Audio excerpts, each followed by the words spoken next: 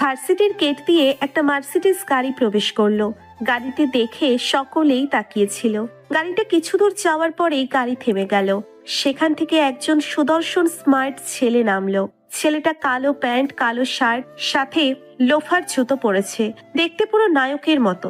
ছেলেটার আর কেউ নয়, উনি হলেন এই ভার্সিটির ফিজিক্স ডিপার্টমেন্টের নতুন শিক্ষক আকাশ চৌধুরী। আকাশ সে কারোর সঙ্গে কোনো কথা না বলে অফিস রুমে প্রবেশ করলো। আর অফিস রুমে প্রবেশ করার পরে প্রধান অধ্যাপক আকাশকে দেখে বলতে শুরু করলো, ওয়েলকাম আকাশ চৌধুরী। আপনার জন্য তো এতক্ষণ ধরে ওয়েট করেছিলাম। তার রাস্তায় আসতে কোনো সমস্যা হয়নি তো? আসলে এই ভার্সিটি এলাকাটা তেমন একটা ভালো নয়, তাই জিজ্ঞেস করছি। আরে না স্যার, কোনো সমস্যা হয়নি। স্যার, আমার ক্লাসরুমটা কোন দিকে? মনে হয় আমার ক্লাসের সময় হয়ে গিয়েছে, আমাকে এখনই যেতে হবে। হ্যাঁ চলুন, আমি আপনাকে নিয়ে যাচ্ছি আর সবার সঙ্গে পরিচয় করিয়ে দিচ্ছি। আপনার ক্লাসরুম 302। আকাশ অধ্যাপকের পেছন পেছন যেতে শুরু করলো। আর এদিকে সকল ছাত্রছাত্রী স্যারের দিকেই তাকিয়েছিল। বিশেষ করে মেয়েরা আকাশকে দেখে পুরো পাগল হওয়ার মতো অবস্থা। তারা যেন কোনোভাবেই চোখ ফেরাতে পারছে না। সাদা একটা সানগ্লাস পরেছে, এটার জন্য আরো বেশি ফুটে উঠেছে আকাশের চেহারা। আকাশ একটা ক্লাসরুমের ভিতরে প্রবেশ করলো অধ্যাপকের সঙ্গে। অধ্যাপককে দেখে সকল ছাত্রছাত্রী দাঁড়িয়ে গেল। অধ্যাপক তখন বলতে শুরু করলো, তোমাদেরকে অনেকদিন ধরে বলেছিলাম যে নতুন একজন ফিজিক্সের শিক্ষক আসবে, কিন্তু আসলে একটা সমস্যার কারণে উনি এতদিন আসতে পারেনি। উনি হলেন আকাশ চৌধুরী। আজকে থেকে তোমাদের ফিজিক্সের ক্লাস নেবে। এই কথা শোনার পরে সকলেই আকাশকে সালাম দিল। আকাশকে সালাম দেওয়ার পরে আকাশ সালামের উত্তর দিল। তখন অধ্যাপক আরো কিছু কথা বলে সেখান থেকে চলে গেল। অধ্যাপক চলে যাওয়ার পরে আকাশ আবারও ক্লাস শুরু করলো। সকলের সঙ্গে আকাশ পরিচয় হয়ে নিল। পরিচয় পর্ব শেষ করে ডিরেক্ট ক্লাস করাতে শুরু করলো। আকাশ তার মতো করেই লেকচার দিয়ে যাচ্ছে, কিন্তু হঠাৎ করেই পিছনে তাকিয়ে দেখতে পারল ক্লাসের মধ্যে 2-3 জন ফোনে কিসব জানি করছে। আকাশ দেখেই বুঝতে পারল তারা চ্যাটিং করছে। আকাশের মেজাজ খারাপ হয়ে গেল। আর সে সময় আকাশ সেখানে আসার পরে হাত থেকে ফোনটা নিয়ে নিল। তখন বলতে শুরু করলো, তোমরা আমার ক্লাসের মধ্যে ফোন চালাচ্ছ? তোমাদের সাহস তো কম নয়। আমি ক্লাসের মাঝে প্রবেশ করছি, তোমরা কি দেখতে পাওনি নাকি আমাকে? হ্যাঁ, আমরা আমাদের মতো করে ফোন টিপছি, আপনি আপনার মতো করে ক্লাস করেন। এখানে সমস্যা কোথায়? আপনি মনে হয় আমাদেরকে চেনেন না। আমাদের সঙ্গে শুধু শুধু ঝামেলা করবেন না। আমরা গুরুত্বপূর্ণ একটা চ্যাটিং করছিলাম। ফোনটা দিয়ে দিন আর আপনি আপনার কাজ করুন। ও তাই নাকি? তোমরা কে সেটা তো আমার এখন চেনা লাগবে। ঠিক আছে, বলো তোমরা কে, আর তোমরা কি ধরনের কাজ করছিলে আমাকে বলো। কি এমন গুরুত্বপূর্ণ কাজ যে ক্লাসের মাঝে তোমরা এসব করছো আর আবার সঙ্গে তর্ক করছো? তোমাদের সাহস তো কম নয়। দেখুন, আপনি কিন্তু নতুন এসেছেন, আর এখনো আপনাকে আমি সম্মান দিয়ে কথা বলছি। প্লিজ এখান থেকে চলে যান আর আপনি আপনার কাজ করুন। আমরা আমাদের কাজ করছি। তোমরা যদি এরকম হও তাহলে আমার কেমন হতে হবে সেটা তোমরা একটু পরেই দেখতে পারবে। আমি আবারও বলছি, ভালো করে চুপচাপ ক্লাস করো। ক্লাসের পরে ফোন দেয়া হবে। কিরে, তোকে কি বলেছি আমি ফোন দেওয়ার জন্য না? বেশি এমন করলে মেরে পুরো তক্তা বানিয়ে দেবো। ভার্সিটিতে নতুন এসে পুরো মাথায় উঠে গিয়েছি। আকাশ তখনই আর কোনো কথা না বলে মুন্নাকে একটা থাপ্পড় মারলো। মুন্নাকে থাপ্পড় মারার পরে মুন্নার সাথে আরো 2জনকে নিয়ে ক্লাস থেকে বেরিয়ে গেল। ক্লাস থেকে বেরিয়ে যাওয়ার পরে তখন সকলেই একটু ক্লাসের মধ্যেই গন্ডগোল করছিলাম। আর আকাশ একটা চিৎকার দেওয়ার ফলে সকলেই থেমে গেল। তারপর আকাশ আবারও ক্লাস করাতে শুরু করলো। আকাশ তখন বলতে শুরু করলো, কেউ যদি মনে করো আমার ক্লাস তোমাদের ভালো লাগছে না, সে এখনই বের হয়ে যেতে পারো। আর যদি ক্লাসের মধ্যেই কেউ কোনো কাহিনী করো তাহলে কিন্তু আমি ক্ষমা করব না। আমি স্টেট কাট মানুষ, তাই এরকম ঝামেলা আমি পছন্দ করি না। আমার কি হবে না হবে সেই চিন্তা আমি কিন্তু করি না। এই কথা বলার পরে আবারও আকাশ ক্লাস শুরু করলো। আকাশের লেকচার দেওয়া শেষ হলে আকাশ বেরিয়ে আসলো। যখনই ক্লাস থেকে বের হতে যাবে তখনই মুন্না তার ছেলেদেরকে নিয়ে আকাশকে পায়ের মধ্যে হকি স্টিক দিয়ে আঘাত করলো। আর পরবর্তী সময়ে আকাশ সে সময় কোনো কিছুই করলো না। আকাশ চুপচাপ আঘাত সহ্য করে অফিস রুমে চলে যেতে শুরু করলো। কিন্তু ওরা আবারও পেছন থেকে শার্টের কলার ধরে ফেললো। আকাশ কোনো কথা না বলে একটা লাথি মারল, আর লাথি মারার পরে দুজন কিছুটা দূরে গিয়ে পড়ল। আর আকাশ আবারও সামনে এসে মুন্নাকে ধরে ইচ্ছে মতো থাপ্পড় দিতে লাগলো। আকাশের এটাই একমাত্র হ্যাবিট। আকাশ থাপ্পড় দিতে দিতে মুন্নার গাল লাল করে ফেলেছে। এখন মুন্নার গাল ফেটে রক্ত বের হচ্ছে। সকলেই এসব দেখছে। তখন আকাশ বলতে শুরু করলো, আজকে থেকে ভার্সিটিতে কোনো অপকর্ম চলবে না, যে পর্যন্ত আমি আছি। আর যদি এরকম করার কেউ চেষ্টাও করো, তাহলে আমার চেয়ে খারাপ কিন্তু আর কেউ হবে না। তোমরা আমার ছাত্রছাত্রী, তাই এই সম্মানটা বজায় রাখবে। তাহলে আমার কাছ থেকে ওরকম সম্মানটা তুমি পাবে। এটা সবার উদ্দেশ্যে। যাও সবাই সবার নিজের ক্লাসে যাও। আকাশ সেখান থেকে গাড়িতে উঠে পড়ল। আর গাড়িতে উঠে সে ভার্সিটি থেকে চলে আসলো। এদিকে নুসরাত তাকিয়ে সবকিছুই দেখছিল। নুসরাতের মনে আকাশের জন্য ভালোবাসার জন্ম হয়ে গেছে। নুসরাতকে আজ পর্যন্ত অনেক ছেলেই প্রপোজ করেছে, কিন্তু কাউকে ভালোবাসেনি। কিন্তু আকাশকে দেখার পর তার মনের মধ্যে কেমন যেন ঝড় উঠে গেছে। নুসরাত তার বান্ধবী নীলাকে বলতে শুরু করলো, দোস্ত, আমাকে আজকে পর্যন্ত অনেক ছেলেই প্রপোজ করেছে। সবগুলো বড়লোক ঘরের ছেলে ছিল, মধ্যবিত্ত ঘরের ছেলে ছিল, কিন্তু এরকম ছেলে আমি সত্যি কখনো দেখিনি। অনেকে তো ভয়ের কারণে আমার সঙ্গে কথাই বলতে আসতো না, কিন্তু উনি তো দেখছি সত্যি অসাধারণ। যেটুকু কথা বলে সেইটুকু কাজের কথা বলে, কাজের কথা ছাড়া অন্য কোনো কথা বলে না। এটাই আমার কাছে অনেক বেশি ভালো লেগেছে। আরে তুই কি পাগল হয়ে গেছিস? চিনিস না জানিস না, প্রথম দিন ক্লাস নিল আর এতেই তুই তার প্রেমে পড়ে গিয়েছিস? দেখ, এরকম স্যারের প্রতি লালসার দৃষ্টিতে তাকাবি না। উনি নিজের ভাইয়ের মতো, বুঝতে পেরেছিস? এটা তোকে আমার বোঝাতে হবে না, আমারটা আমি খুব ভালো করেই বুঝতে পারি। তার মানে তুইও কি স্যারের প্রতি ক্রাশ খেয়ে গেছিস নাকি? দেখ, ওদিকে তাকাবি না, এটা শুধুমাত্র আমার নিজের। ক্রাশ খাওয়ার মতোই তো উনি, তাই না? তাই ক্রাশ খেয়ে গেছি। দোস্ত, তুই কি আমার জন্য একটু স্যাক্রিফাইস করতে পারবি না? প্লিজ দোস্ত, আমার কথাটা একটু রাখ, আমার কথাটা একটু চিন্তা কর। আরেকটাবার কথা বললে মেরে পুরো তক্তা বানিয়ে দেব।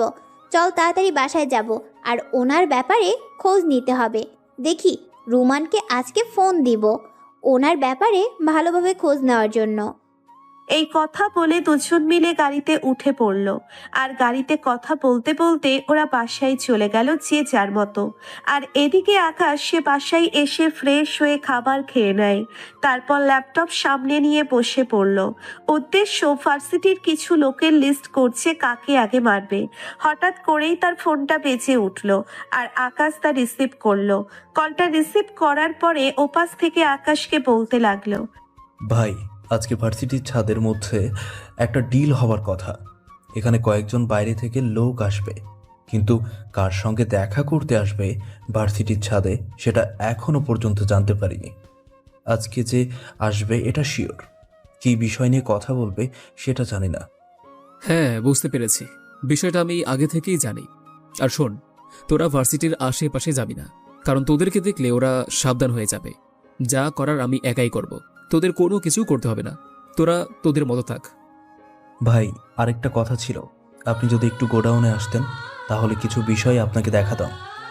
অনেক কিছু হয়ে গেছে, আপনাকে অনেকবার কল দিয়েছি, আপনি হয়তো ক্লাসে ছিলেন সেজন্য কল ধরেননি। বিকেলবেলা একটু গোডাউনে আসবেন। ঠিক আছে, আমি একটু পরেই গোডাউনে আসছি। আর শোন, শহরের বিভিন্ন জায়গায় আমার ছেলেদের সবাইকে খবর দে। সবাইকে আমি বিকেলের বেলায় গোডাউনে দেখতে চাই। সবার সঙ্গে আলোচনা আছে। ঠিক আছে ভাই, আমি সবাইকে এখনই খবর দিয়ে দিচ্ছি, আপনি চলে আসেন। আল্লাহ হাফিজ ভাই। এই বলে আকাশ কল কেটে দিল। আকাশ কল কেটে দেওয়ার পরে একটু পরেই রেডি হয়ে নিল। আর রেডি হয়ে এসে সরাসরি গোডাউনে চলে আসলো গাড়ি নিয়ে। আকাশ এমনিতেই ছদ্মবেশে চলাফেরা করে, যেন তাকে কেউ চিনতে না পারে। আকাশ গোডাউনে আসার পরে চেয়ারে বসে পড়ল। আর সকলেই তার সামনে চারিদিক ঘিরে দাঁড়িয়ে আছে। আকাশ সকলকে ডাক দিল। আকাশের কাছে যাওয়ার পরে আকাশ বলতে লাগলো, ভাই, জুবাইরকে কে মেরে রাস্তার মধ্যে ফেলে রেখেছে। কয়েকটা পিস রাস্তায় পাওয়া গেছে, আবার কয়েকটা পিস জঙ্গলের আশেপাশে পাওয়া গেছে। মানে লাশটাকে এমনভাবে কেটেছে যে জোড়া দেওয়ার মতো নয়, হয়তো কাটার মেশিন দিয়ে কেটেছে। আকাশ এই কথা শোনার পরে সামনের দিকে তাকায় আর সকলেই তার সামনে থেকে সাইড হয়ে যায়। আর সামনে তাকিয়ে দেখতে পারলো শুধুমাত্র মাথাটা পড়ে আছে আর বাকিগুলো পিস পিস করে কেটে রাখা। আকাশ একবার দেখে চোখ বন্ধ করে নিল এবং সে অনেকটা রেগে গিয়েছে, কারণ জুবাইর ছিল তার একমাত্র ডান হাত। জুবাইরকে দিয়ে সে আরো অনেক বেশি কাজ করাতো। জুবাইর আকাশকে বড় ভাইয়ের মতো শ্রদ্ধা করত। আকাশ ছাড়া তার আপন বলতে এমন কেউই ছিল না। আকাশ কাছে যায় আর কাছে যাওয়ার পরে হাঁটু গেড়ে বসে কান্না করতে থাকে। কিছুক্ষণ কান্না করার পরে আকাশ তখন রিফাতকে বলতে লাগলো, কে করেছে এই কাজ তাড়াতাড়ি খোঁজ নে। যেই করে থাকুক না কেন, দুনিয়ার যে কোনো প্রান্তে থাকুক, আমার তাকে চাই। যে এইভাবে জুবাইরকে হত্যা করতে পারলো, আমি ওদেরকে ছাড়বো না। এই বলে আকাশ আবারও চেয়ারে বসলো আর তখন তার ফোনে আননোন নাম্বার থেকে একটা কল আসলো। আকাশ কলটা রিসিভ করলো। তখন একজন কর্কশ গলায় বলতে শুরু করলো, কিরে, আপন মানুষ মারা গেলে অনেক বেশি কষ্ট হয়, ঠিক না ড্রাগন মাফিয়া কিং? তুই ড্রাগন মাফিয়া কিং হয়ে কিছুই তো করতে পারলি না। তোর চোখের সামনে পড়ে আছে শরীরের বিভিন্ন অঙ্গ, এগুলো জোড়া লাগাতে পারবে না। তাই যেভাবে আছে সেভাবেই কোনো একটা জায়গায় পুঁতে রাখ। হোসেন, তুই কাজটা ভালো করলি না। এর জন্য তোকে অনেক বেশি মাসুল দিতে হবে। তোকে যদি আমি সামনে পাই তাহলে কি যে করব সেটা আমি নিজেও জানি না। তুই এই কাজটা কেন করতে গেলি? তোর সঙ্গে আমার সমস্যা, আমার লোকদের তো আর কোনো সমস্যা নেই। আরে রাখ তোর বড় বড় কথা, শুধুমাত্র এটা তো সামথিং দেখালাম। তোর প্রত্যেকটা লোককে আমি এভাবে মারবো, আর মেরে তোর জায়গা খালি করে তোকে আমি কুত্তার মতো মারবো। তুই কোনো কিছুই করতে পারবি না। আমাকে ধরতে হলে তোকে আরো একবার জন্ম নিতে হবে। আমার আরও একবার জন্মগ্রহণ করতে হবে না, তোকে মেরেই আমি আমার পিপাসা মিটাবো। তুই যেটা করেছিস, অনেক বড় ক্ষতি করে ফেলেছিস আমার জুবায়েরের। শুধু আমার লোক ছিল না, ও আমার নিজের ছোট ভাইয়ের মতো ছিল। আমি তাকে আমার ছোট ভাইয়ের মতো দেখতাম। তুই আমার অনেক বড় ক্ষতি করে দিয়েছিস। তুই বাংলার যেখানেই থাকিস না কেন, তোকে আমি খুঁজে বের করবই। এতদিন তোর সঙ্গে লড়াই করতে আমি ভয় পাচ্ছিলাম, কেন জানিস? সেদিন আমার লোকজন ছিল, সবকিছু ছিল, কিন্তু শক্তি ছিল না। কিন্তু আজকে আমার বুকটাও চড়া হয়েছে, এমনকি শক্তিও সঞ্চয় হয়েছে। আমি এখন টেররিস্ট গ্রুপের প্রধান। আমি পুরো বাংলাদেশে ছড়িয়ে দেব। বাংলাদেশ এখন দেখতে পারবে আতঙ্ক কাকে বলে। মানুষজন বের হতে পারবে না, আর এটাই হবে আমার মরণ খেলা। এই মরণ খেলায় শুধুমাত্র আমি বেঁচে থাকবো, আর মানুষ ভয়ে আমাকে সহজে মেনে নেবে। আগে আতঙ্কটা ছড়িয়ে দিতে হবে, আর সেখানে বহু মানুষ মারা যাবে। তুই সেগুলো তাকিয়ে তাকিয়ে দেখবি। এই স্বপ্ন আমি বেঁচে থাকতে কখনোই তোর পূরণ হবে না। তুই টেররিস্ট গ্রুপের সাথে জয়েন করেছিস বা অন্য কোনো জঙ্গি সংগঠনের সাথে জয়েন করিস, কোনো সমস্যা নেই। আমি একাই 100, এটা সবাই জানে। আমি যদি কোনো কিছু না করতে পারতাম তাহলে এই এত বছর ধরে আন্ডারওয়ার্ল্ডের রাজত্ব করতে পারতাম না। এই ড্রাগন মাফিয়া কিংকে সকলেই জানে। দেখা যাবে কে টিকতে পারে। বাংলাদেশ তোর ছিল, আর তোর কাছ থেকে এখন ছিনিয়ে আনবো আমি। তুই তো বলতি তোর কাছ থেকে কেউ ছিনিয়ে নিতে পারবে না। তুই বেঁচে থাকলে কখনো কেউ কিছু করতে পারবে না, সাহস করবে না। তাই তোকে বেড়ে পুরো বাংলাদেশের মধ্যে আতঙ্ক ছড়িয়ে দেব। তুই শুধু দেখতে থাক। Good bye. এই কথা বলেন হোসেন কল কেটে দিল। হোসেন হলো আকাশের চিরশত্রু। আকাশের বাবাকে হত্যা করেছে এই হোসেন। আকাশের বাবা ছিল আন্ডারওয়ার্ল্ডের মাফিয়া কিং, আর বাবার হাত ধরে এই আন্ডারওয়ার্ল্ডে জয়েন করা। এখন সকলেই বলতে পারে বাবা আবার কিভাবে তার ছেলেকে আন্ডারওয়ার্ল্ডের মাফিয়া কিং বানায়। হ্যাঁ, এটাই হয়েছে আকাশের সঙ্গে। চালানোর মতো সাহস, বুদ্ধি সকল কিছুই আকাশের কাছে আছে। তাই মারা যাওয়ার আগে আকাশকে সমস্ত কিছু দায়িত্ব তার বাবা দিয়ে যায়। তার বাবা মারা যাওয়ার সময় আকাশকে একটা কথা বলেছিল, যেন সে মানুষের কল্যাণে কাজ করে থাকে, মানুষের সঙ্গে ভালোভাবে চলাফেরা করতে পারে। আর এটাই আকাশ করে যাচ্ছিল। আর হোসেন, সে চায় বাংলাদেশের মধ্যে রাজত্ব করতে, বাংলাদেশের যত অপকর্ম আছে সব কিছু চালিয়ে যেতে, বাংলাদেশকে একটা খারাপ রাষ্ট্র বানাতে। এতে তার লাভ হবে, সে টাকার পাহাড় করতে পারবে। আকাশ চোখ বন্ধ করে এসব কিছু ভাবছে, আর কিছুক্ষণ পরে নাফি এসে আকাশকে বলতে শুরু করলো, ভাই, আমাদের দুইটা ছেলেকে হোটেলের লোকজন তুলে নিয়ে গেছে। আমরা পিছু করছিলাম, কিন্তু আমাদের টায়ার ব্লাস্ট করে দিয়ে তারা পালিয়ে যায়, আর আমরা তবুও দৌড়তে দৌড়তে ওদের পিছু নিয়েছিলাম। কিছু দূর যাওয়ার পরেই হেলিকপ্টার থেকে রশি ফেলে দেয় আর সেখান দিয়ে উঠে চলে যায়। ভাই আমরা কোনো কিছুই করতে পারিনি। এভাবে একের পর এক লোক আমার শেষ হয়ে যাবে, এটা কোনো কিছুতেই মেনে নিতে পারছি না। তোরা কোনো কিছু করিস না কেন? তোরা এভাবে বসে আছিস কেন? সবকিছুই কি আমার অনুমতিতে করতে হবে নাকি? এমন কোনো কথা আছে? ভাই এখন কি করব আপনি বলে দেন।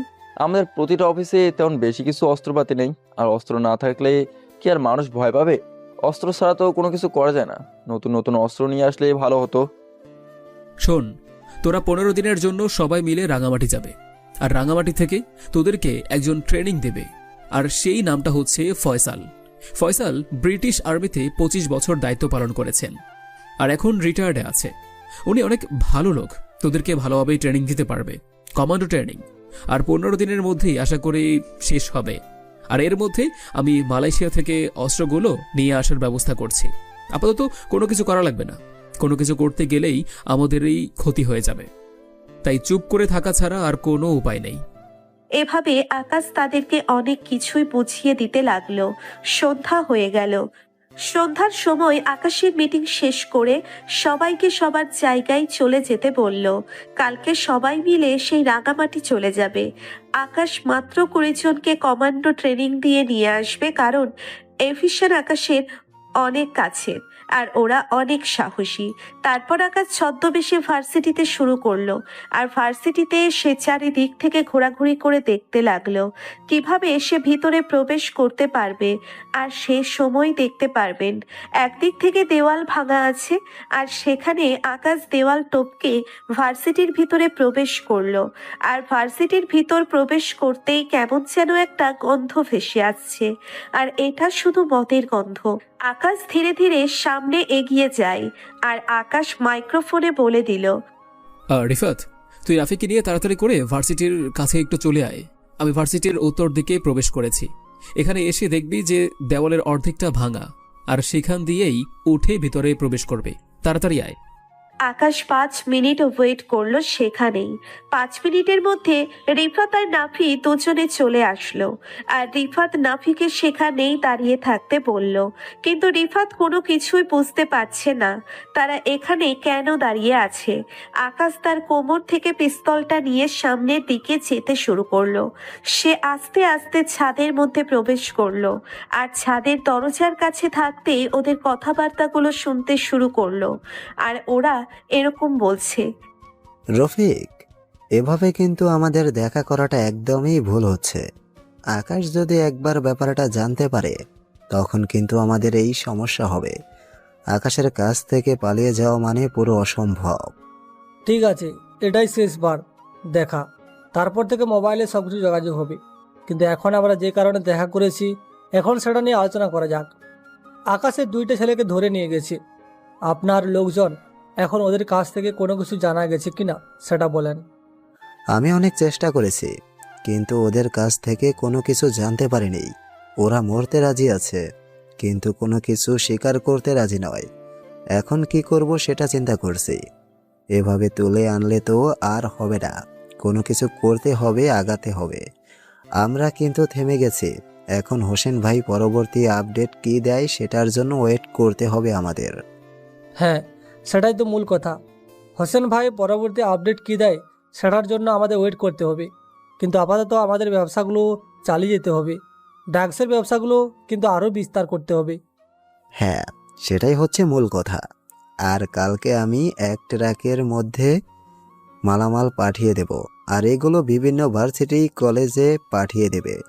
ব্যবসাটা ভালোভাবে উন্নতি করার দরকার। আর 2-3 দিন পরে আমাকে মোট 10টা মেয়েকে দিবে, আর আমার লোকগুলো সেগুলোকে নিয়ে বর্ডার পার করে হোসেনের কাছে পাঠিয়ে দেবে। হ্যাঁ ঠিক আছে, আমি 2-3 দিন পরে 10টা মেয়েকে জোগাড় করে আপনার লোকেদের কাছে পাঠিয়ে দেব। আর বর্ডার পার করলেই তো কোনোভাবে, যদি বর্ডার পার করতে পারা যায় তাহলে আকাশ আর কোনো কিছু করতে পারবে না, এতটা ভয় থাকবে না এখানকার মতো। আকাশ এই কথা শোনার পর রফিকের পিঠের উপর গুলি করলো আর সাথে সাথে রফিক নিচে পড়ে যায়। পড়ে যাওয়ার সঙ্গে সঙ্গে আকাশ নিচে থেকে নাফি এবং রিফাতকে মাইক্রোফোনে আসতে বলল। সঙ্গে সঙ্গে তারা চলে আসলো। তারা চলে আসার পরে আকাশ গিয়ে রফিককে লাথি মারলো আর সে ছটফট করতে লাগলো। আর এদিকে রিফাতের কাছ থেকে রিফাতকে আলী নিচে গুলি করে পালিয়ে যায়। কারণ রিফাতের হাত থেকে আবার আলী কিভাবে পালিয়ে যেতে পারে। আকাশ রফিককে ধরে ইচ্ছে মতো মারতে শুরু করলো। আর এদিকে রফিকের অবস্থাও অনেক খারাপ। রফিক সে শ্বাস নিতে পারছে না। আর তখন আকাশ তাড়াতাড়ি করে বলল, এখন আমাদেরকে একটাই কাজ করতে হবে, সেটা হলো রফিককে বাঁচাতে হবে। আর রফিক বেঁচে থাকলে আমরা পরবর্তী আপডেট সম্পর্কে জানতে পারবো। আর আলী তোর কাছ থেকে কিভাবে পালিয়ে যায়? আসলে ভাই, আমি তো ভেবেছিলাম যে সে এগুলি করবে না, কারণ আমি তার হাত ধরে ফেলেছিলাম। কিন্তু তবুও সে অন্য হাতে কোমর থেকে পিস্তল বের করে গুলি করে দিয়েছে। আসলে ওর কাছে 2টা পিস্তল ছিল। রিফাত এই কথা বলে মাথা নিচু করে ফেলল। তারপর আকাশ আর কোনো কিছু বলতে পারল না, কারণ এখন বলার কোনো সময় নেই। তারপর আকাশ রফিককে নিয়ে সরাসরি হাসপাতালে চলে আসলো। আর হাসপাতালে এসে অপারেশন থিয়েটারে নিয়ে গেল। ডাক্তার সাহেবা দীর্ঘ 1 ঘন্টা পর অপারেশন থিয়েটার থেকে বের হলো। আর তখন আকাশ এগিয়ে গেল। আকাশ এগিয়ে যাওয়ার পরে ডাক্তারকে জিজ্ঞাসা করতে লাগলো, ডাক্তার সাহেব, আমি কি এখন রফিকের সঙ্গে কথা বলতে পারি? আর ওনার এখন কি অবস্থা? উনি কি এখন সুস্থ আছেন? হ্যাঁ, আপনি আমার সঙ্গে এখন কথা বলতে পারেন। একটু পরে কেবিনে দেওয়া হবে, তখন কথা বলবেন। আর এমন কোনো কথা বলবেন না তিনি যেটা সহ্য করতে পারবে না। আর গুলিটা বের হয়ে গেছে, তাই বেশি কিছু হয়নি। এই কথা বলার পরে ডাক্তার সাহেব সেখান থেকে চলে গেল। আর একটু পরেই আকাশ তাড়াতাড়ি করে কেবিনে চলে আসলো। আর কেবিনে আসার পরে দেখতে পারল রফিকের জ্ঞান ফিরেছে। রফিকের জ্ঞান ফিরেছে, সে চোখ মেলে তাকিয়ে আছে। আর আকাশ গিয়ে পাশে বসলো। আকাশ পাশে বসতেই রফিক ভয়ে কাঁপাকাঁপি শুরু করে দিয়েছে। আর তখন আকাশ রফিককে বলতে শুরু করলো, তুই একজন ভার্সিটির শিক্ষক হয়ে এরকম অপকর্ম করছিস? সেটা যদি আমি আগে জানতে পারতাম, সত্যি তোকে অনেক আগেই মেরে ফেলতাম। কিন্তু ভাগ্য গুণে তুই বেঁচে গিয়েছিস। আচ্ছা আচ্ছা, এসব এখন থাক। হ্যাঁ, আসল কথা বল, পরবর্তী আপডেট কি সেটা আমাকে বল। আর আলী এখন কোথায় আছে সেটা তুই ভালো করেই জানিস, আমাকে বল। আমি যদি আগে জানতে পারতাম যে তুই ছদ্মবেশে ভার্সিটিতে প্রবেশ করেছিস, তাহলে আজকে আমার এই দিন দেখতে হতো না। আজকে আমি রাজার হলে থাকতাম, আর এখানে আমার শুয়ে থাকতে হতো না। আমি তো ভার্সিটিতে জয়েন করেছি ব্যবসা করার জন্য, কোনো পড়াশোনা করার জন্য নয়। সেটা আমি খুব ভালো করে বুঝতে পেরেছি। এটা আমাকে নতুন করে বোঝাতে হবে না। এখন আমি তোকে যেটা বলছি সেটা তুই ভালো করে শোন। পরবর্তী আপডেট কি এবং আলীকে এখন আমি কোথায় পাবো সেটা বল। ভাই, আমাকে ক্ষমা করে দিয়েন, আমি আর কখনো এসব কাজ করব না। আলী এখন কোথায় আছে সেটা আমি কি করে বলবো? সে সময় পালিয়ে গিয়েছিল গুলি করে। এখন সে হয়তো আন্ডারগ্রাউন্ড হয়ে গেছে, কিন্তু সে কোথায় আন্ডারগ্রাউন্ড হয়েছে সেটা আমি বলতে পারবো না। দেখ, তোকে আমি যেমন গুলি করেছি তেমন আমিই তোকে হাসপাতালে নিয়ে এসেছি। এখন তুই যদি এসব নাটক করা শুরু করে দিস না, তাহলে কিন্তু এতে অনেক বেশি তোর ক্ষতি হয়ে যাবে। তোর বেঁচে থাকার সম্ভাবনাটা অনেক কমে যাবে। তাই ভালোই ভালোই বলছি, বলে দে। শুধু শুধু আমার সঙ্গে ঝামেলা করিস না। আমার সঙ্গে ঝামেলা করতে আসলে এর পরিণাম কি হতে পারে সেটা তুই ভালো করেই বুঝতে পারছিস। আর কোনো কিছু তোকে বোঝাতে হবে না। ভাই, আলী তার আস্তানায় গেছে গাজীপুরের জঙ্গলের ভিতরে। ওখানে একটা পুরনো বাড়ি আছে। সে পুরনো বাড়িতে তার লোকজন নিয়ে থাকে, আর সেখান থেকেই সে তার ব্যবসাগুলো চালিয়ে দিতে থাকে। ওখানে আরও একটা জায়গা আছে, সেখানে মেয়েদেরকে রাখা হয়। ওটা বলতে পারা যায় গোডাউনের মতো। ওখানকার কাছেই, ওই জঙ্গলের ভিতরেই। এখন সে কি ওখানে আছে কি না সেটা বলতে পারবো না, কিন্তু ওখানে প্রবেশ করাটা অনেক বেশি রিস্কি। ওখানে চারিদিক থেকে একটা অদৃশ্য দেওয়ালের মতো আছে, যেখানে কেউ ঢুকতে গেলেই কারেন্টের শক লাগবে। সমস্ত জায়গায় কারেন্ট দেওয়া আছে, শুধুমাত্র একটাই পথ আছে ওখানে প্রবেশ করার। আমি শুধু এটুকুই জানি, এর চেয়ে বেশি কিছু জানি না, কারণ আমি ওখানে কখনো যাইনি। সবসময় আলী আমার সঙ্গে দেখা করতে আসতো, তাই এই কারেন্ট থাকা অবস্থায় কেউ ওখানে প্রবেশ করতে পারতো না। আর ওই শুধুমাত্র 3 ফুট জায়গা আছে ভেতরে প্রবেশ করার জন্য। সেই জায়গাটা যে কোনো দিকে সেটা কেউই বলতে পারবে না, একমাত্র আলী বা তার লোকজন ছাড়া। গুড, এবার সবকিছু বলে দিয়েছিস। আর তোর কি মনে হয় এখন তোকে বাঁচিয়ে রাখবো? কখনো না। তুই বেঁচে থাকলে এই দেশের শুধু ক্ষতিই হবে, আর তুই বেঁচে থাকলে মানুষের কোনো উপকার হবে না, তাই তোর মরাই উচিত। এই কথা বলে সে গলা টিপে ধরল রফিকের। আকাশ গলা টিপে ধরার পরে সে ছটফট করতে করতে সেখানে মারা গেল। আর লাশটাকে চুপচাপ সেখান থেকে বের করে নিয়ে আসলো। ডাক্তার সাহেব এটা দেখে আকাশের দিকে তাকিয়ে আছে, কিন্তু ডাক্তারের বলার সাহস হয়নি। আকাশকে ডাক্তারের কোনো প্রশ্ন করার সাহস হয়নি, কারণ ডাক্তার খুব ভালো করে জানে আকাশকে প্রশ্ন করলে এতে অনেক বেশি ক্ষতি তার হতে পারে। আকাশ যেটা ভালো বলে মনে করবে আকাশ সেটাই করে। তারপর আকাশ হাসপাতাল থেকে বেরিয়ে আসলো, আর হাসপাতাল থেকে বেরিয়ে সে সোজা তার বাসায় চলে আসলো। এদিকে রিফাতকে বলে দিল লাশটাকে কোথাও ফেলে আসতে। এদিকে আকাশ বাসায় এসে ফ্রেশ হয়ে খাবার খেয়ে ঘুমিয়ে যায়। পরদিন সকালবেলা আবারও প্রতিদিনের মতো রেডি হয়ে নেয় ভার্সিটিতে যাওয়ার জন্য। তারপর ভার্সিটিতে চলে আসলো। কালকের মতো মার্সিডিজ গাড়ি নিয়ে ভার্সিটিতে প্রবেশ করছে, আর সেখানে নুসরাত আগে থেকেই দাঁড়িয়ে ছিল।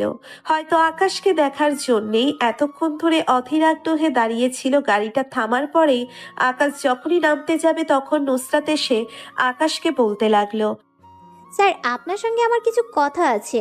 স্যার প্লিজ স্যার, একটু কথা বলবেন কি আমার সঙ্গে? আমি অনেকক্ষণ ধরে আপনার জন্য ওয়েট করছিলাম। হ্যাঁ বলো, তোমার কি কথা? আর তুমি তো নিশ্চয়ই সেকেন্ড ইয়ারের স্টুডেন্ট, তা তোমার তো ক্লাস শুরু হয়ে যাবার কথা।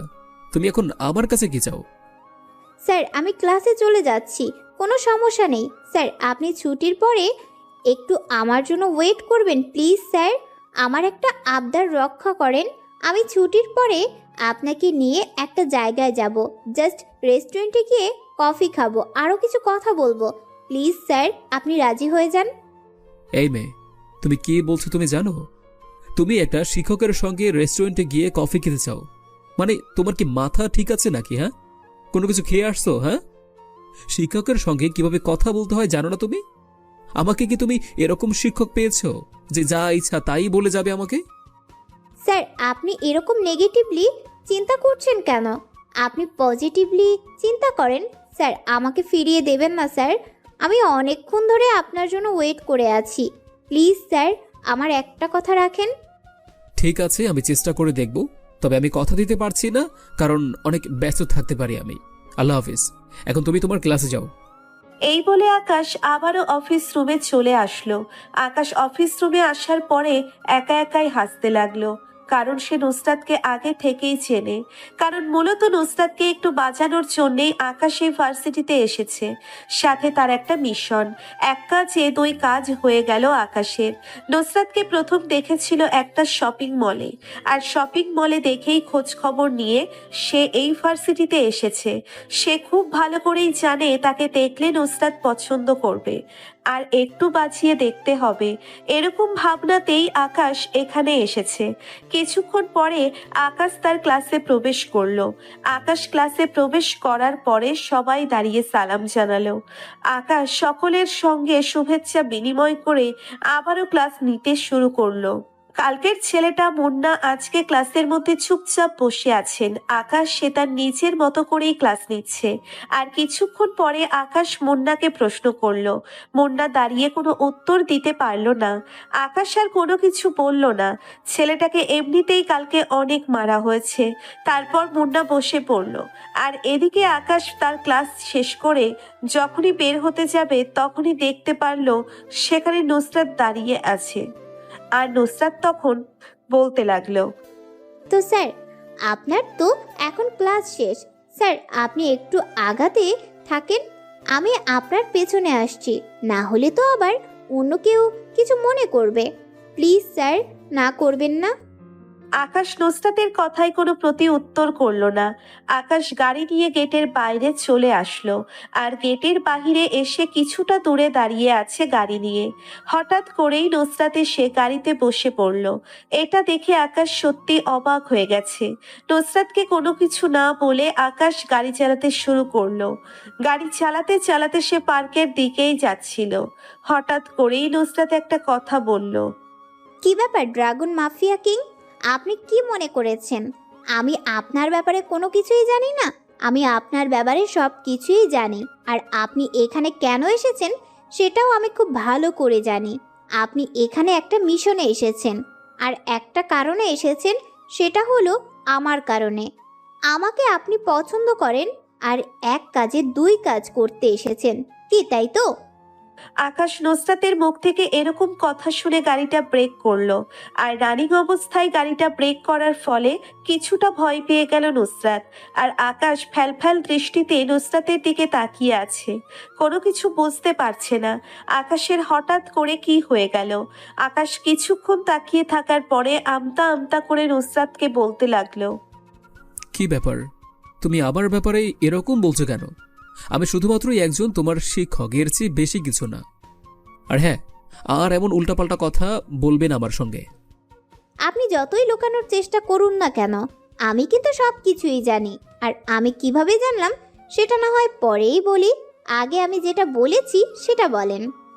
হ্যাঁ, আমি ড্রাগন মাফিয়া কিং। আমি এখানে মিশনে এসেছি। কিন্তু তুমি এত কিছু কিভাবে জানো? তুমি কে? সত্যি করে বলো, না হলে কিন্তু বুঝতেই পারছো আমি কি করতে পারি। এরকম ভয় দেখানোর কোনো কিছুই নেই। আমি আপনার শত্রু নই, আমি আপনার খুব কাছের একজন মানুষ। মনে আছে একদিন ঝড়ের রাতে আপনি একটা মেয়েকে ছাতা দিয়েছিলেন? মেয়েটার মুখটা দেখতে পারেননি, বোরকা পরা ছিল। আপনি মেয়েটার সঙ্গে কোনো কথাও বলেননি। আপনার হাতে চলছিল, আর আপনার হাতের মধ্যে ট্যাটু ছিল ড্রাগনের, যেটা আপনার সবচেয়ে বড় পরিচয়। আর এটা দেখলেই সকলেই আপনাকে চিনে যাবে যে আপনিই সেই ড্রাগন মাফিয়া কিং। সেদিন ওই মেয়েটা আমিই ছিলাম।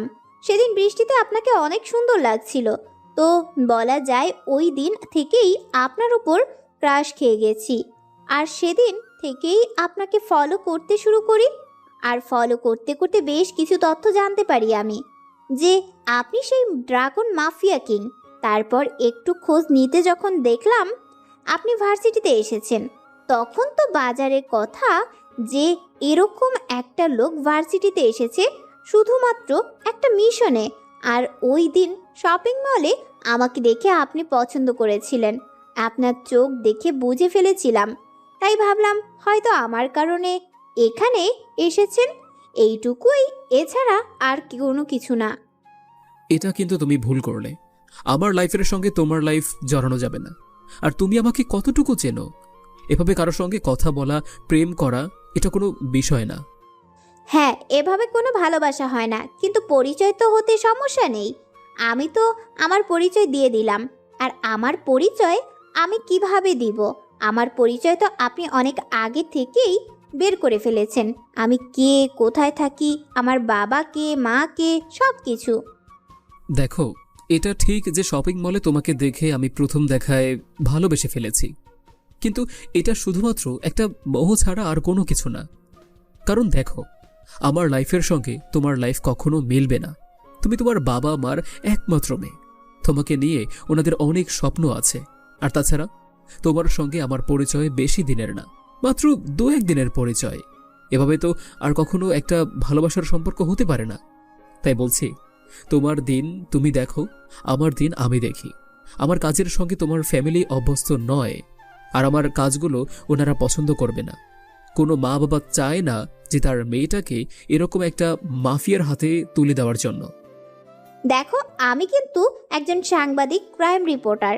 আমি পড়াশোনার পাশাপাশি রিপোর্টিং করি। নিশ্চয়ই নুসরাত চৌধুরীর কথা শুনেছ। আমি যেহেতু ক্রাইম রিপোর্ট করি, তাই এগুলো বিষয়ে আমার খুব ভালো ধারণা আছে। তুমি মানুষের জন্য কাজ করছো। তুমি যদি মানুষের পাশে না দাঁড়াও, তাহলে হোসেন এবং পুরো টেররিস্ট গ্রুপ বাংলাদেশে প্রবেশ করবে। বাংলাদেশের কি অবস্থা করতে পারে সেটা একটু হলেও আমার ধারণা করতে পারছি। যারা আমরা ক্রাইম রিপোর্ট করি, মানুষ এখন তোমাকে সাপোর্ট করছে, আর মানুষের হৃদয়ে শুধু এই একটা নামই বিরাজ করছে, সেটা হলো আকাশ। মানুষ তোমাকে অনেক বিশ্বাস করে, তোমার আস্থা ধরেই মানুষ এখন সামনে আগাতে শুরু করেছে। আর তোমার কারণেই কিন্তু হোসেন এবং টেররিস্ট গ্রুপের সদস্যরা বাংলাদেশে প্রবেশ করতে পারছে না। তুমি একটা ভালো কাজ করছো, হয়তো নিজের হাতে আইন তুলে নিচ্ছ, কিন্তু মানুষের কাছে তুমি কিন্তু অনেক কিছু। তুমি মানুষের কল্যাণে কাজ করছো। একজন আন্ডারওয়ার্ল্ডের মাফিয়া এত ক্ষমতা পাওয়ার পরে যে এত ভালো কাজ করছে, এটাই তো আমাদের জন্য অনেক কিছু। তোমার জায়গায় অন্য কেউ থাকলে হয়তো ক্ষমতার অপব্যবহার করত, কিন্তু তুমি তার উল্টো। আর তোমার মতো মানুষকে জীবনসঙ্গী হিসেবে পাওয়ার মানে ভাগ্য। দেখো, তোমার কথাটা আমি বুঝতে পারছি।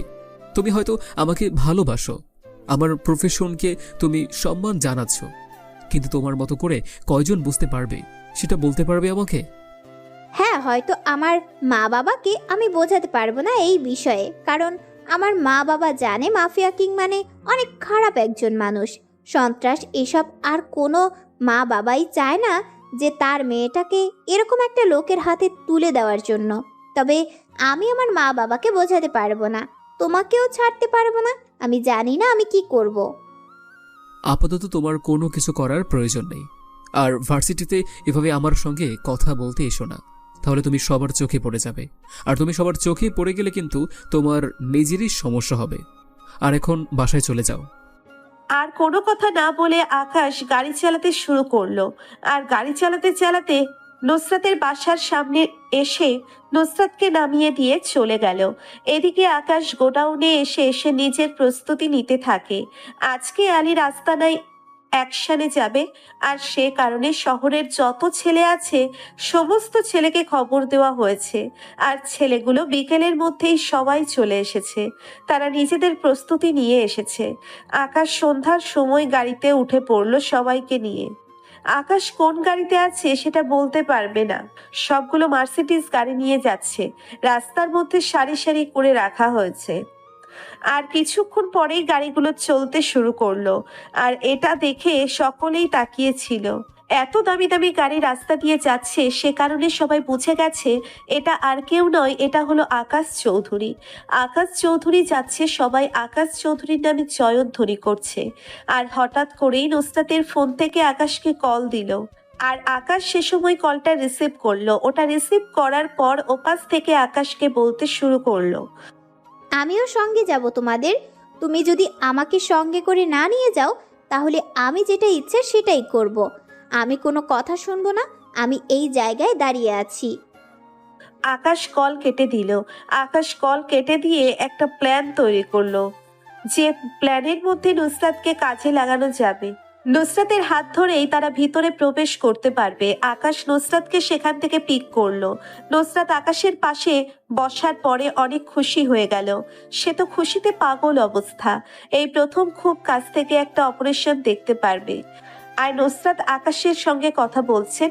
আকাশ গাড়ি ড্রাইভ করছিল, আর গাড়ি ড্রাইভ করতে করতে জঙ্গলের ভিতরে প্রবেশ করলো। তখন নুসরাত চুপ করে গেল। আকাশের একটা হাত শক্ত করে ধরে ফেললো। আকাশেরও এই মুহূর্তটা অনেক বেশি ভালো লাগছে। মেয়েটা ভয় পেয়ে আকাশের হাত জড়িয়ে ধরে রেখেছে। গাড়িটা কিছুক্ষণ চলার পরে থেমে গেল। আর গাড়ি থেকে নামার পরে আকাশ বলতে লাগলো, তুমি আমার জন্য একটা কাজ করতে পারবে? এখন তুমি ছাড়া আর কোনো উপায় নেই ভিতরে প্রবেশ করার মতো, কারণ চারদিক থেকে বিদ্যুৎ দেওয়া আছে। সামনে আগাতে গেলেই আমরা বিদ্যুৎ স্পষ্ট হয়ে মারা যাব। তাই তুমি একা একা সামনের দিকে তো এগিয়ে দাঁড়িয়ে থাকবেন। আর তোমাকে দেখে তারা আমাকে নিতে আসবে, এমন একটা ভাব করবে যেন তুমি রাস্তা হারিয়ে ফেলেছ। আর ওরা যখন আসতে শুরু করবে তখন বলবে ওখান থেকে বের হয়ে রাস্তাটা কোন দিকে। আর ওরা তোমাকে ভুলিয়ে তাদের আস্তানায় নিয়ে যাবে। আর যে জায়গাটা দিয়ে যাবে সেখান দিয়ে যে কোনো একটা চিহ্ন রেখে যাবে। বুঝতে পেরেছ? কিন্তু আমার তো অনেক বেশি ভয় করছে। ওরা যদি আমাকে নিয়ে অন্য কিছু করে ফেলে, তখন আমি কি করব? আর এসব তো আমি কখনোই করিনি। আমার অনেক বেশি ভয় করছে। আমি এখান থেকে চলে যেতে চাই। দেখো, সবকিছু আমাদের করা সম্ভব নয়। মাঝে মাঝে কারো না কারো সাহায্য নিতে হবে। আর আমি জানি তুমি এই কাজটা করতে পারবে। আমার জন্য না করে হোক এই সাধারণ মেয়েগুলোর জন্য অন্ততপক্ষে করবে। এখানে প্রায় অনেকগুলো মেয়েকে আটকে রাখা হয়েছে। নুসরাত আকাশকে শক্ত করে জড়িয়ে ধরল। আকাশ নুসরাতকে সবকিছু বুঝিয়ে দিল। তারপর নুসরাত সামনের দিকে আগাতে শুরু করলো। কিছু দূর আগানোর পরেই থেমে গেল আর অপেক্ষা করতে লাগলো। আর বেশ অনেকক্ষণ অপেক্ষা করার পরে দুজন ছেলে এসে নুসরাতের কাছাকাছি এসে দাঁড়ালো। আর নুসরাত তাদেরকে বলছে, ভাইয়া, আমি তো এখানে ঘুরতে এসেছিলাম বন্ধু বান্ধবের সঙ্গে, কিন্তু ওরা আমাকে রেখে চলে গেছে। ওরা ভেবেছিল যে আমি এখান থেকে ওদের আগেই চলে গেছি। এখন আমি এই জঙ্গলের রাস্তা হারিয়ে ফেলেছি। আমি কোন জায়গায় দিয়ে বের হতে পারবো একটু বলতে পারবেন? হ্যাঁ জানো, কেন বলতে পারবো না। চলো আমরা তোমাকে এগিয়ে দিয়ে আসছি। আর তোমার ফিগার এত সুন্দর, দেখতেই তো মন ভরে যাচ্ছে। মিঠুন চল বসের কাছে নিয়ে যাই। ছেলেটা নুসরাতকে নিয়ে যেতে লাগলো। আর নুসরাত যাওয়ার সময় গাছের পাতাগুলো ছিঁড়ে ছিঁড়ে যেতে শুরু করলো। আর এদিকে আকাশ নুসরাতের দেখানো চিহ্ন অনুযায়ী তার লোকজন নিয়ে ভিতরে প্রবেশ করলো। তারা ভিতরে প্রবেশ করার পরে রিফাতকে আকাশ বলতে লাগলো, শোন, ওরা যেমন চারদিক থেকে বিদ্যুৎ দিয়ে রেখেছে ওদের এখানে, ওদেরকে মারবো, কোনো পাওয়ার অফ করবি না। ওরা গোলাগুলিতে পালিয়ে যাবে, তখন ওদের মনের মধ্যে এটা থাকবে না যে চারদিক থেকে বিদ্যুৎ দেওয়া আছে। গেলেই এখানে বিদ্যুৎ স্পষ্ট হয়ে মারা যাবে। আমাদের লোকেরা সবাই সাবধান থাকবে, কেউ পিছনে যাবে না, সবাই সামনের দিকে এগিয়ে যাবে। পিছনে এই লাল দাগ ক্রস করবি না। এই কথা বলে আকাশ সামনের দিকে এগিয়ে গেল। আর আকাশের পেছন পেছন সবাই আসতে শুরু করলো। আকাশ সবার আগে আগে যাচ্ছে, তার কারণে সবাই একটু বেশি চিন্তায় আছে। যদি রাস্তাটা ভুল হয়ে যায় তাহলে তো আকাশই আগে মারা যাবে। কিন্তু আকাশ ছাড়া আগে কাউকে যেতে দেবে না। আকাশ নিজের অপারেশনের সামনে এগিয়ে না যায় তাহলে বাকিরা তো এমনিতেই পিছনে চলে যাবে। তাই আকাশ এগিয়ে যাচ্ছে। কিছুক্ষণ পরে ভিতরে প্রবেশ করার পরে আকাশের লোকজন চারিদিক থেকে ঘিরে ফেলে। আর চারিদিক থেকে ঘিরে ফেলার পরে এদিকে নুসরাতকে বলতে লাগলো, কিরে, আমি যে ভেবেছিলাম তোরা একটা জঙ্গলিকে তুলে নিয়েছিস, কিন্তু এখন তো দেখছি পুরো একটা আইটেম। যাক, এই ভালো কাজটা করলি। এটাকে এদিকে নিয়ে আয়। এটাকে মনে হয় আমি কোথাও না কোথাও দেখেছি। হ্যাঁ ভাই, উনিকে আপনি চেন। উনি হলো শফিক চৌধুরীর একমাত্র মেয়ে। তাকে আমরা তুলে এনেছি। ভাই আজকে একটু আমাদেরকেও দিয়েন। ঠিক আছে, কোনো সমস্যা নেই, তোদেরকেও দেব। আর চারদিক থেকে ভালো করে খেয়াল রাখ। আমি এটাকে নিয়ে উপরে যাচ্ছি, বুঝতে পেরেছিস? এদিকে আকাশ প্রথমে ফায়ার করলো। আর ফায়ার করার সময় ওরা প্রস্তুত ছিল না। ওরা সঙ্গে সঙ্গে কয়েকজন মাটিতে লুটিয়ে পড়লো। তারপর করতে করতে আবার সামনের দিক থেকে গুলি করতে লাগলো আর এগিয়ে যেতে শুরু করলো। এভাবে অনেকজন মারা গেল। আকাশ তাড়াতাড়ি করে পুরনো বাড়িতে প্রবেশ করলো। সেখানে নুসরাতকে দেখে আকাশের কেমন যেন প্রাণ ফিরে এলো। আর নুসরাত এসে আকাশকে শক্ত করে জড়িয়ে ধরে কান্না করে দিল।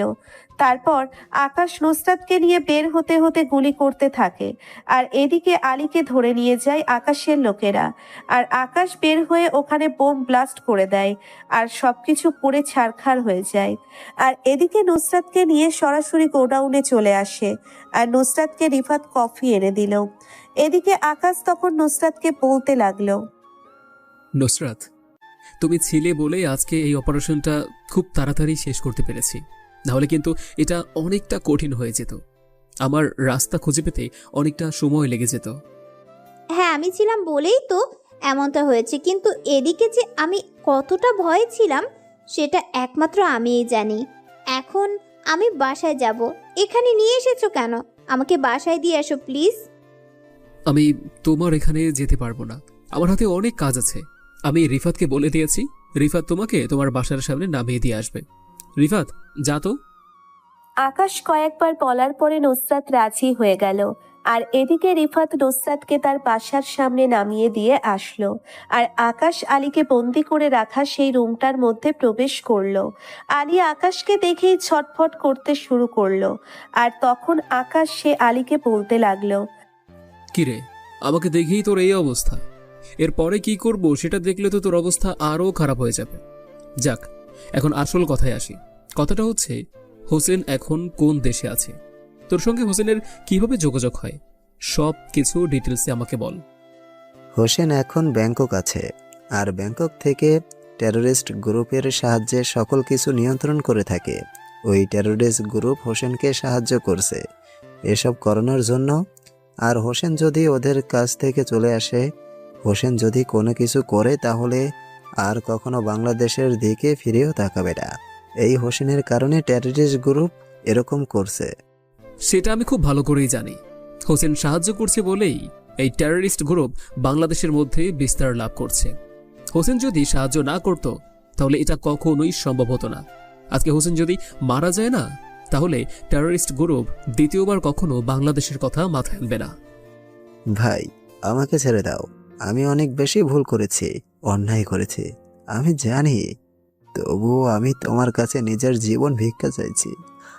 আমাকে ক্ষমা করে দাও। আর কখনোই এসব কাজ করব না আমি। তোকে ছেড়ে দেওয়ার কথা তো পরের কথা, এত তাড়াতাড়ি এই কথা বললে তো হবে না। এখন বল, ওই মেয়েগুলোকে কোথায় রেখেছিস? যেগুলো তোর আন্ডারে থাকে, লোকগুলা কিডন্যাপ করে নিয়ে এসেছে বিভিন্ন জায়গা থেকে। সেগুলোর খবর আমি জানি না। সেগুলো আবার লোকেরা হোসেনের লোকেদের কাছে হস্তান্তর করে দেওয়া হয়েছিল। ওরা কোথায় আছে সেটা আমি জানি না। আমি এই বিষয়ে বলতে পারবো না। আবারও মিথ্যা কথা বলছিস? আমি কিন্তু মিথ্যা কথা একদম পছন্দ করি না। সত্যি করে বল।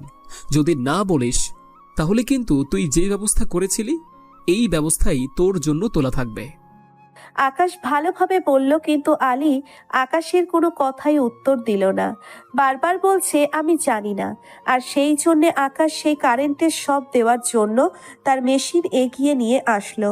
আর মেশিন এগিয়ে নিয়ে আসার পরে দুইটা তার পজিটিভ নেগেটিভ একটা হাতের মধ্য দিতেই ছটফট করতে লাগলো। আর কিছুক্ষণ পরে সরিয়ে দিল। আর সরিয়ে যাওয়ার পরে আলী এগুলোতে দম যাওয়ার মতো অবস্থা। আর তখন বলতে লাগলো, ওই মেয়েগুলো এখন ওখানেই মাটির নিচে বানানো একটা গোডাউনের ভেতরে আছে। শুধুমাত্র একদিকেই প্রবেশ করা যায়। ওখানে একটা ঢাকনা আছে, আর ঢাকনা খুললেই ওর ভিতরে প্রবেশ করতে পারে যে কেউ। সঙ্গে সঙ্গে আকাশ রিফাত এবং নাফিকে ডাক দিল। রিফাত এবং রিফাতকে ডাক দেওয়ার পরে ওরা দৌড়ে আকাশের কাছে চলে আসলো। আকাশের কাছে আসার পরে ওরা দাঁড়িয়ে রইল। আর তখন আকাশ বলতে শুরু করলো, এখনই ওই গাজীপুরের জঙ্গলে যা গাড়ি নিয়ে। তারপর ওখানে দেখবি যে কোনো একটা ঢাকনা আছে কিনা। আর ঢাকনা খুলেই ভিতরে দেখবি ওই মেয়েগুলো আছে। তাড়াতাড়ি যা। ওই মেয়েগুলোর কি অবস্থা এখন আল্লাহ তাআলাই ভালো জানে। দেখবি দক্ষিণ দিকে পুরো বাড়িটা। এই কথা শোনার পরে রিফাত এবং নাফি ওখান থেকে চলে গেল। আর ওখান থেকে বেরিয়ে গাড়ি নিয়ে দুজনে মিলেই চলে আসে গাজীপুরের সেই জঙ্গলে, যেখান থেকে কিছুক্ষণ আগে আলীকে তুলে নিয়ে গিয়েছিল। তারপর এসে একটা ঢাকনা খুঁজে পায়। সে ঢাকনা উঠাতেই দেখতে পারলো নিচে প্রায় 50টার মতো মেয়ে আছে। মেয়েগুলোর শরীরে তেমন কোনো জামা কাপড় নেই। অর্ধনগ্ন অবস্থায় মেয়েগুলো সেখানে পড়ে আছে। রিফাত এবং রাফি দুজনেই মেয়েগুলোর দিকে তাকাতে পারছে না, এমন একটা অবস্থা। রিফাত তখন বলতে লাগলো, আমাদেরকে ভয় পাওয়ার কোনো প্রয়োজন নেই। আমরা আকাশ ভাইয়ের লোক। আকাশ ভাই আমাদেরকে উদ্ধার করার জন্য পাঠিয়েছে। আর আলী, সে নিজে আকাশ ভাইয়ের হাতে বন্দি আছে। আপনাদেরকে আমরা আপনাদের বাড়ি পৌঁছে দিতে এসেছি। আপনাদের কাছে যা কিছু আছে নিজেকে একটু ঢেকে বাইরে চলে আসুন সবাই। এই কথা শোনার পরে সবাই বাহিরে চলে আসলো। সবাই বাহিরে আসার পরে গাড়িতে উঠে পড়লো। আর গাড়িতে উঠে কিছু দূর আসতেই মার্কেট থেকে যেটুকু সম্ভব জামা কাপড় ওদের জন্য কিনে দিয়েছে রিফাত। আর সকলেই জামা কাপড় পরে নিল। আর দুজন একটু দূরে দাঁড়িয়েছিল। তারপর সবাইকে নিয়ে আসা হলো গোডাউনে। আর গোডাউনে নিয়ে আসার পরে সকলের কাছ থেকে ঠিকানা নিতে লাগলো। আর ঠিকানা অনুযায়ী তাদেরকে লোকজন দিয়ে পাঠিয়ে দিতে লাগলো। আর এদিকে আকাশ সে আবারও বলতে লাগলো, এবার বল, তোদেরকে ভার্সিটিতে আর কে কে সাহায্য করে? ভার্সিটিতে কার কথায় এই ড্রাগসের ব্যবসা চলে? সত্যি করে বল, না হলে কিন্তু তোকে এখানেই মেরে ফেলবো। ভার্সিটিতে প্রধান অধ্যাপক আমাকে সাহায্য করে থাকে। আর প্রধান অধ্যাপকের সাহায্যে আমি হোস্টেল থেকে মেয়েগুলোকে কিডন্যাপ করে আনতাম। আর তাছাড়া ড্রাগসের ব্যবসাটা প্রধান অধ্যক্ষ সে নিজেই দেখে।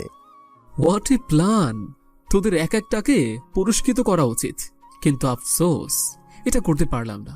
সব কয়টা গাদ্দার, তোদেরকে তো বাঁশ দিয়ে পিছনে ঢুকিয়ে নদীর উপরে দাঁড় করিয়ে রাখা উচিত, যেন সবাই দেখতে পারে শালা কুত্তার বাচ্চা। আকাশ তখন গোডাউন থেকে বেরিয়ে নাফিকে নিয়ে সরাসরি চলে আসলো অধ্যাপকের বাসায়। অধ্যাপকের বাসায় আসার পরে সিকিউরিটিকে গুলি করে মেরে ফেললো আকাশ। তারপর ভিতরে প্রবেশ করলো। ভিতরে প্রবেশ করার পর দেখতে পারলো একটা রুম থেকে আলো জ্বলছে। হতে পারে এটাই হলো অধ্যাপকের রুম। আকাশ সেই রুমের দরজা ভেঙে ভিতরে প্রবেশ করলো, আর সেখানে দেখতে পারলো দুইটা অর্ধনগ্ন মেয়েকে নিয়ে শুয়ে আছে অধ্যাপক। আর অধ্যাপক আকাশকে দেখে বলতে শুরু করলো, আকাশ, তুমি এখানে কি করে সম্ভব? কে আছিস? আকাশকে ধরে ফেল। ওরা দুজন যেন এখান থেকে বের হয়ে না যেতে পারে। আমি আপনার কাছে এসেছি, আপনি অথচ আমাকে ধরে ফেলার কথা বলছেন। কেউ তো আসবে না আমাকে ধরার জন্য। তা আপনি তো খুব ভালোই আনন্দে আছেন মনে হচ্ছে, হ্যাঁ? হোস্টেলের মেয়েগুলোকে দিয়ে এরকম কাজ করাচ্ছেন। আমাকে কোনো কিছুই করতে পারবি না তুই। আমি যদি আগেই বুঝতে পারতাম যে তুই সেই আকাশ চৌধুরী, তাহলে কখনই তোকে আমার ভার্সিটিতে আসতে দিতাম না। তার আগেই তোকে মেরে ফেলতাম। আমার ভুল ছিল সবচেয়ে বড় এটাই, আর এটার জন্য রফিক এবং আলিরাজকে এই অবস্থা হয়েছে। বাহ, ব্যাগপত্র দেখা যায় গুছিয়ে রাখা হয়েছে। আজকে মনে হয় রাত 10টার পরে ফ্লাইট ছিল। যাক, অনেক তাড়াতাড়ি চলে আসলাম। তা অধ্যাপক সাহেব, আপনার আনন্দ ফুর্তি করা শেষ হয়েছে নাকি এখনো বাকি আছে? আমি কি আপনার জন্য ওয়েট করে থাকবো? তুই আমাকে এখনো ভালোই ভালো ছেড়ে দে হোসেন, কিন্তু তোকে ছেড়ে কথা বলবে না। তোকে কুত্তার মতো মারবে, সে দেশে ফিরে আসবে। আর এই যে তোমরা, মা বাবা টাকা পাঠায় পড়াশোনা করার জন্য, আর তোমরা পড়াশোনা না করে এরকম একটা লোকের সঙ্গে নগ্ন অবস্থায় বিছানায় শুয়ে আছো। তোমাদের সতীত্ব দিয়ে দিচ্ছ। তোমাদের মধ্যে কি একটু সেন্স কাজ করে না যে তোমরা ভুল করছো না সঠিক করছো? একে তো তোমরা নিজেদেরকে ঠকাচ্ছ। তোমাদেরকে যারা বিয়ে করবে তারা ঠকবে। স্বামীর হক কি জন্য অন্য লোকের কাছে দিয়ে দিচ্ছ? পড়াশোনা করবে, ভালো চাকরি করবে, গরিবের পাশে দাঁড়াবে, আর সেখানে কি না করে টাকার জন্য তোমরা এরকম কাজে লিপ্ত হয়ে গিয়েছ। ওর কথায় রাজি হয়েছ। তোমাদেরকে প্রস্তাব দেওয়া হয়েছে, তোমরা এই ভার্সিটি ছেড়ে চলে যেতে পারতে, আর অনেক পথ অবলম্বন করতে পারতে, কিন্তু তোমরা নিজেদেরকে বিলিয়ে দিয়েছ। তোমাদেরকে আর কি বলবো? লোভ মানুষকে ধ্বংস করে দেয়। আমিও লোভে পড়ে গিয়েছিলাম আকাশ। ভাই, আমাকে ক্ষমা করে দাও। আমি জানি আমি অনেক বড় অন্যায় করেছি, মাপ চাওয়ার মতো মুখ আমার নেই। তবুও আমাকে আমার জীবন ভিক্ষা দাও। তুই এত এত পাপ করেছিস যে তোকে যদি ক্ষমা করে দেই তাহলে সাধারণ মানুষ আমাকে ভুল বুঝবে, আর তোর বেঁচে থাকার কোনো অধিকার নেই। এই তুই হল তোর একমাত্র সবচেয়ে বড় শাস্তি। আকাশ আর কোনো কথা না বলে অধ্যাপককে গুলি করে দিল। পরপর কয়েকটা গুলি করাতে অধ্যাপক ছটফট করতে করতে সেখানেই মারা গেল। আর অধ্যাপক মারা যাওয়ার পরে মেয়েগুলো মাথা নিচু করে চলে গেল। মেয়েগুলো হয়তো তার নিজের ভুলটা বুঝতে পেরেছে। তারপর আকাশ সেখান থেকে চলে আসলো তার গোডাউনে আসার পরে আলীকে অনেক কষ্ট দিয়ে মারা হলো। এভাবেই পার হয়ে গেল বেশ কয়েকটা দিন। দেশের মধ্যে এখন শান্তি বিরাজ করছে। আকাশ খুব ভালোভাবেই তার দিনগুলো কাটাচ্ছে। আকাশ বিকেলবেলা বারান্দায় দাঁড়িয়ে নুসরাতের সঙ্গে কথা বলছিল, আর নুসরাত তখন বলতে লাগলো, এখন তো সবকিছুই স্বাভাবিক রয়েছে, তবে হোসেন যে কখন আবার চলে আসে, কখন যে আবার দেশের মধ্যে আতঙ্ক বিরাজ করে, সেইটা তো এখন ভয়ের কারণ। যে কোনো সময় হোসেন এটা করতে পারে। হ্যাঁ, সেটাই তো এখন আমি চিন্তা করছি। হোসেন যে কোনো সময় অ্যাটাক করতে পারে, আর আমার সঙ্গে না পারলেও জনগণের বেশ অনেক ক্ষতি করতে পারে। তাই আগে থেকেই সাবধান থাকতে হবে। আচ্ছা, এসব কথা বাদ দাও, এসব চিন্তা তোমার করতে হবে না। এসব চিন্তা করে তুমি তোমার নিজের শরীরের অবস্থা আরো খারাপ করে ফেলবে। তা আমাকে নিয়ে মনে হয় আপনার অনেক চিন্তা, তাই না? অনেক তো বলেছিলেন যে আপনার সঙ্গে আমার যাবে না, আমি যেন আপনাকে ভুলে যাই, আরো অনেক অনেক কথা বলেছিলেন, তাই না? ঠিক আছে, চলে যাও। আমি কি তোমাকে ধরে রেখেছি? তুমি যদি আমাকে ছাড়া থাকতে পারো আমার তাতে কোনো আপত্তি নেই। যদি বলো তাহলে আমি নিজেই অন্য কারোর সঙ্গে তোমার বিয়ের ব্যবস্থা করে দিচ্ছি। দেখো, সব সময় ফাজলামো ভালো লাগে না, কিন্তু এরকম ফাজলামো করবে না আমার সঙ্গে, একদম খুন করে ফেলবো। আমি কি আসবো তোমার এখানে? আমি আসলে তো বুঝতেই পারছো কি করব তোমাকে। না, এখন আসার কোনো প্রয়োজন নেই। রাস্তায় বের হওয়ার কোনো দরকার নেই তোমার। এমনিতেই রাস্তাঘাট বেশি একটা ভালো নয়। তা ম্যাডাম, আমার তো একটা জিনিস ইচ্ছা করছে। বুঝতে পারছি আপনার যে কি ইচ্ছে করছে, তবে নিজের ছাত্রীর কাছে আপনার ইচ্ছের কথাটা বলতে লজ্জা লাগবে না আপনার? লজ্জা কেন লাগবে? এরকম বউ পেলে তো নিজেকে সামলানো অনেক কঠিন হয়ে যাবে, বুঝতে পারছো? আচ্ছা, এখন রাখলাম, আমি কিছু কাজ করব। আমার ল্যাপটপে বেশ কিছু কাজ বাকি আছে, একটা হিসেব করতে হবে।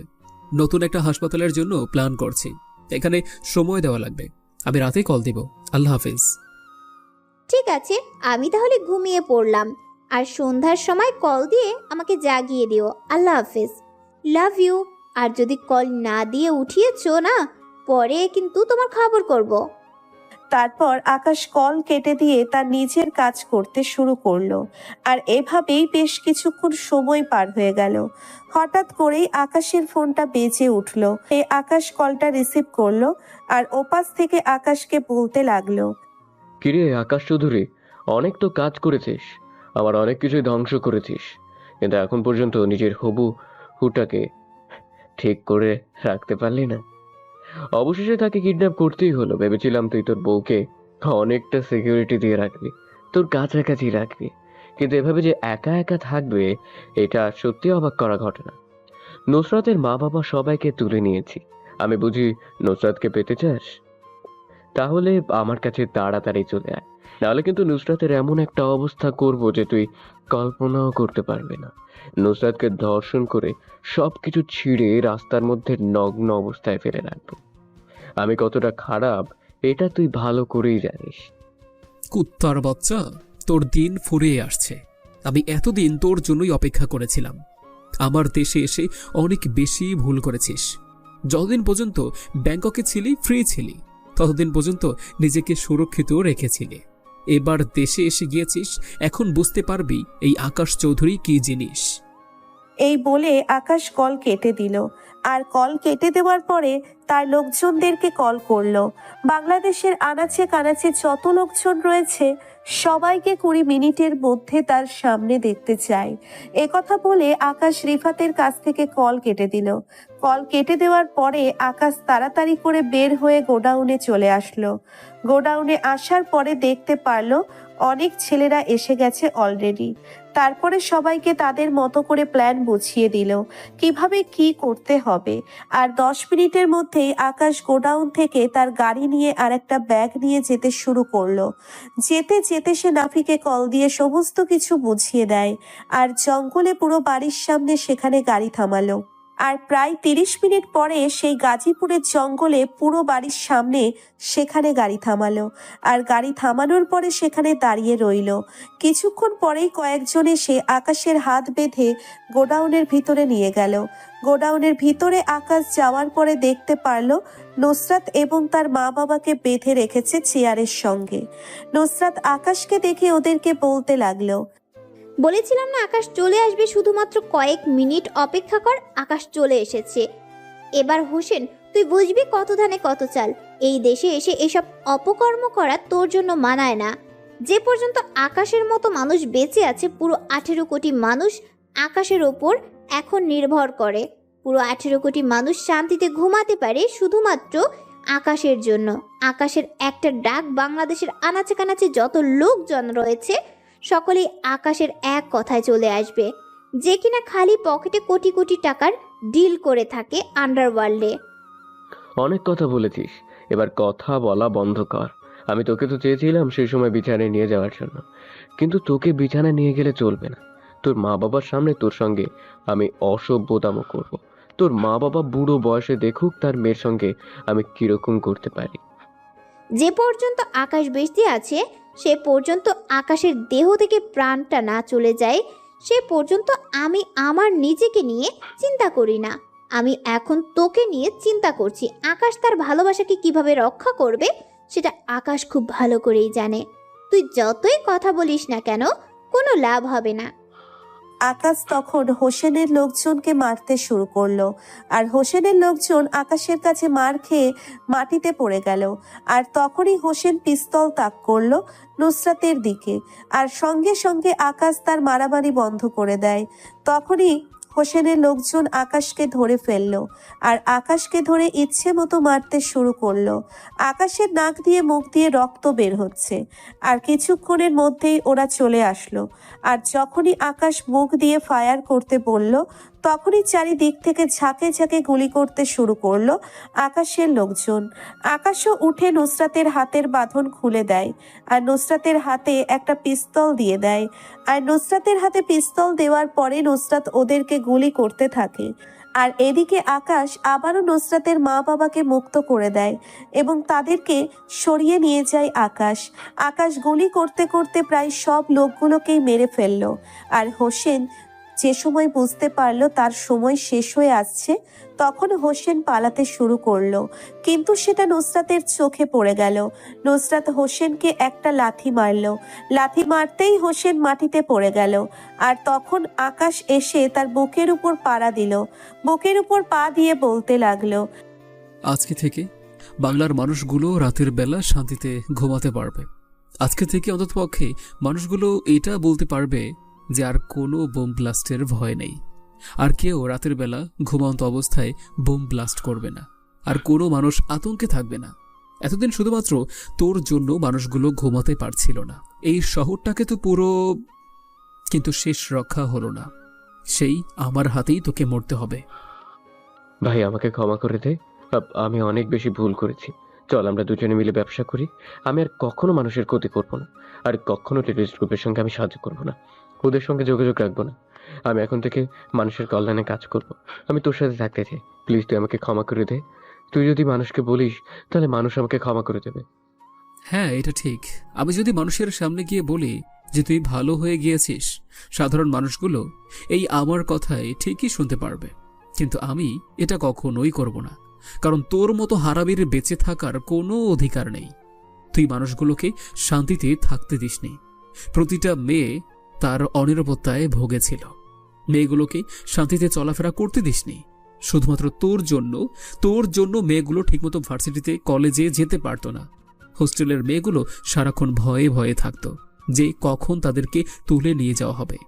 তুই যাদেরকে শেষ করে দিয়েছিস, যাদেরকে বিক্রি করে দিয়েছিস, ওরাও তো কারো না কারো আপনজন ছিল। কেন এমনটা করতে গেলি? আমি টাকার লোভে পড়ে, ক্ষমতার লোভে পড়ে এসব করেছি। আমাকে ক্ষমা করে দে ভাই। আমি তোর সঙ্গে থাকতে চাই, তোর সঙ্গে থেকে মানুষের কল্যাণে কাজ করতে চাই। আমাকে মারিস না, আমি বাঁচতে চাই। তুই শেষ পর্যন্ত নুসরাতকে তুলে আনলি। নুসরাত হলো আমার কলিজা। এই পৃথিবীতে আপন বলতে আমার কেউ নেই। আমার বাবাকেও তোরা হত্যা করেছিস। তোরা এক একটা গাদ্দার। আমি ভেবেছিলাম তোর বাবাকে হত্যা করে আমি ক্ষমতায় বসবো, কিন্তু আমি জানতাম না যে তুই আকাশ চৌধুরী আছিস। ভেবেছিলাম তোকে অনেক আগেই মেরে ফেলা হয়েছে, আর সকলেই তোর বাবার সঙ্গে বেইমানি করেছিল। তার জন্যই আমি ওই সুযোগটাই নিয়েছিলাম। আমার বাবার একজন ফাইটার রেখে গিয়েছে, আর আমার বাবা খুব ভালো করে জানতো তার ছেলে কেমন হবে।